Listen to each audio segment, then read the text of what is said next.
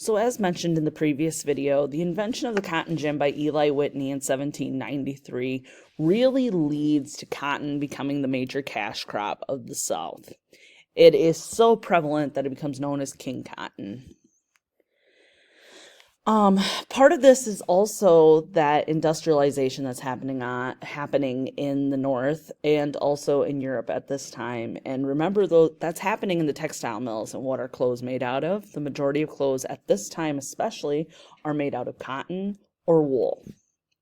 So we see in the South and even in the North a little, farmers begin moving west. To these places that are now open that are prime for growing cotton, places like Mississippi, Alabama, Louisiana. And we see that, again, cotton surpasses tobacco as the most important crop in the South. And it didn't occur in an east to west sweep. It really followed geographic and lines. So again, more specifically in the South. This is also happening in lands that are being left by the removal of Native Americans to west of the Mississippi at this point in time as well. During the War of 1812, Native Americans fought with the French, and after the loss, the British, and with the end of the war, they lost a lot of their territory when Britain, quote, lost, even though there really wasn't a loss. It was more of a tie. Also, the Indian Removal Act happens. This is a little later, after 1812, and this is led by President Andrew Jackson. And what he does is he forces the Southeast tribes of the Chickasaw, Choctaw, and Cherokee to give up that agricultural land in Georgia and forcibly move them to Oklahoma, which was not ideal for growing crops at all. And when you're a tribe that has lived off the land farming for centuries, it was very difficult, and many of them end up starving to death.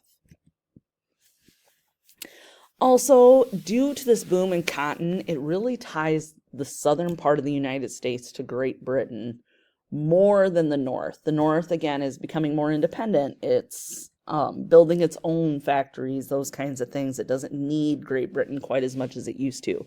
But with the cotton gin and the boom in cotton, it definitely is tying the South closer to Great Britain. In 1790, Great Britain was only importing about less than 1% of their cotton from the South. By 1800, that jumps to 24%, and by 1820, we're up to 3/4 of the cotton going to Great Britain is coming from the American South. Let's talk about expanding economics. So the cheapest way to transport goods was by water, but it was difficult, it was dangerous, a lot of times it took a lot of time. So in 1787, John Fitch develops the first steamboat. It was costly to make and operate, and because of that, it really failed to take off, so people continued to use flatboats with poles to go up and down rivers. Then Robert Livingston comes along. And what Livingston did is he secured a 20-year monopoly in New York State, and he partnered with Robert Fulton to design and build a steamboat that could be used on New York's rivers. And he had the sole authority to be able to run them on those rivers. You can see on this corner here, I was able to visit Robert Fulton's grave last summer when I was in New York City. So this is Robert Fulton's right here. In 1811, Fulton built the steamboat, and he built a steamboat that was powerful enough to go on the Mississippi. The Mississippi is incredibly hard to navigate due to different rapids, due to different depths of the river, due to the shift in the channel. And with the steamboat, it ends up reducing a round trip from several months to just 14 days. It used to be you had to take your flatboat down the river, dismantle it in Louisiana, and then either ship it back, or you had to travel back and start over with a new flatboat. And this spurs the cotton industry growth even more. It also encouraged the growth of cities along these rivers like Louisville and Pittsburgh and Cincinnati and St. Louis. And there's an image of Fulton's steamboat. So as industrialization is happening, the market revolution is occurring. And this is really a transition from pre-industrial economy to a market-based capitalist economy. So pre-industrial, we're talking more local agricultural. You have people making local goods. You might have a seamstress, those kinds of things, to a market base. So now you're opening up who you're selling to. And really this idea of everybody has a right to sell what they want and have competition. However, each region starts to develop differently. But there was a need for transportation between these regions to develop a national economy. And so the question becomes, how much power should the federal government have in making this happen?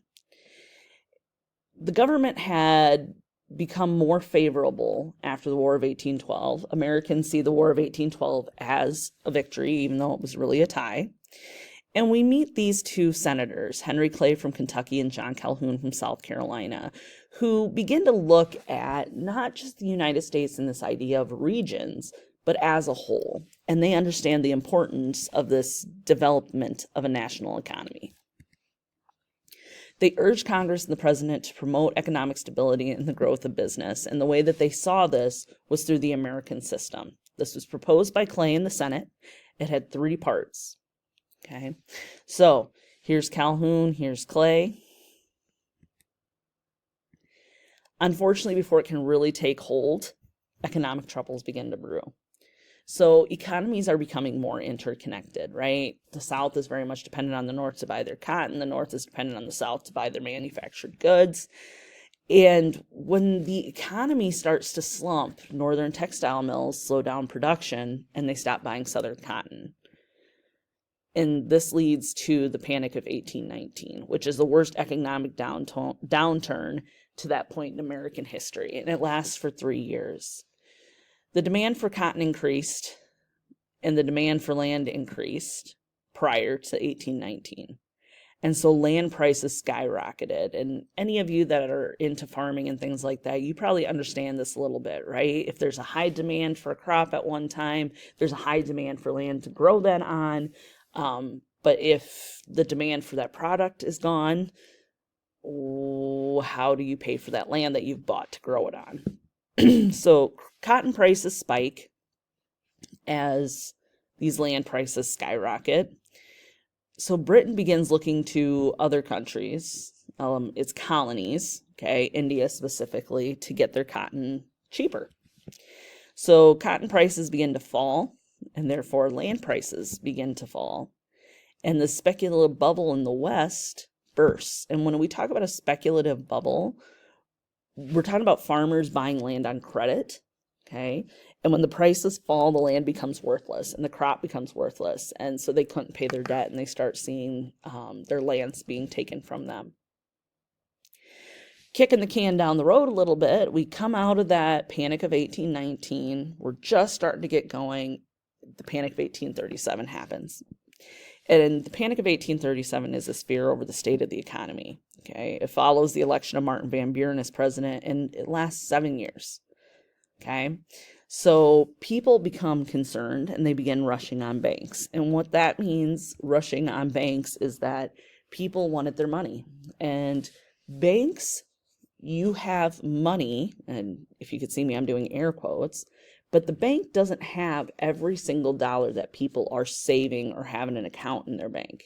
Okay, they have enough money that they can flow and ebb with what the daily needs are of their customers.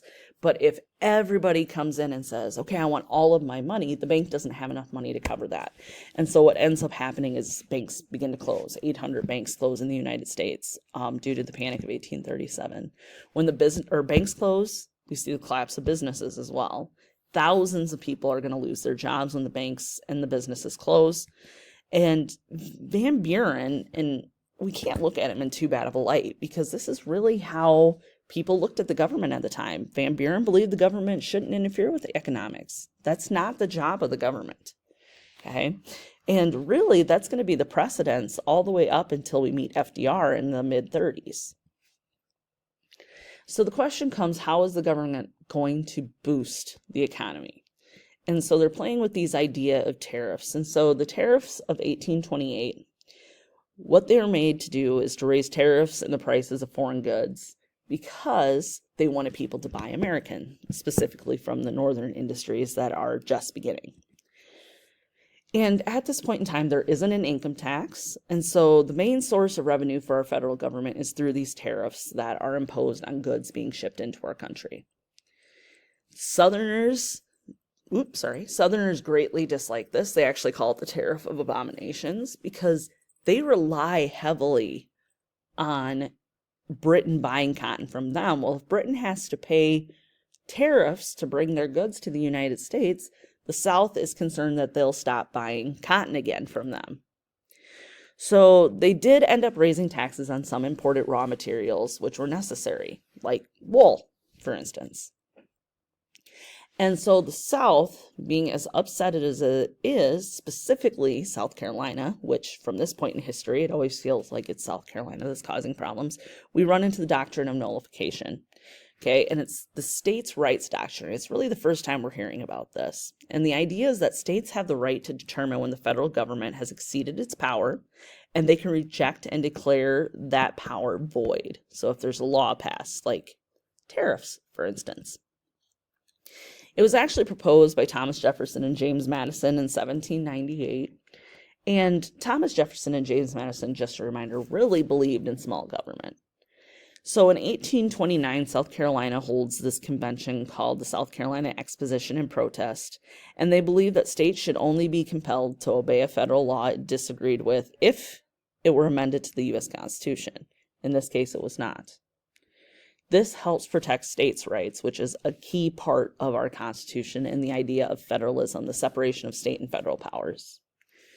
Jackson was a huge supporter of states' rights, but he believed only the Supreme Court had the power to declare a law unconstitutional. So the Webster-Hayne debate takes place. Daniel Webster is a senator from Massachusetts. He saw nullification as a threat to the Union as well. And Robert Hayne, who was from South Carolina, believed power was constantly being stolen from the states and given to the federal government, and he was worried about the weakening of the states' power.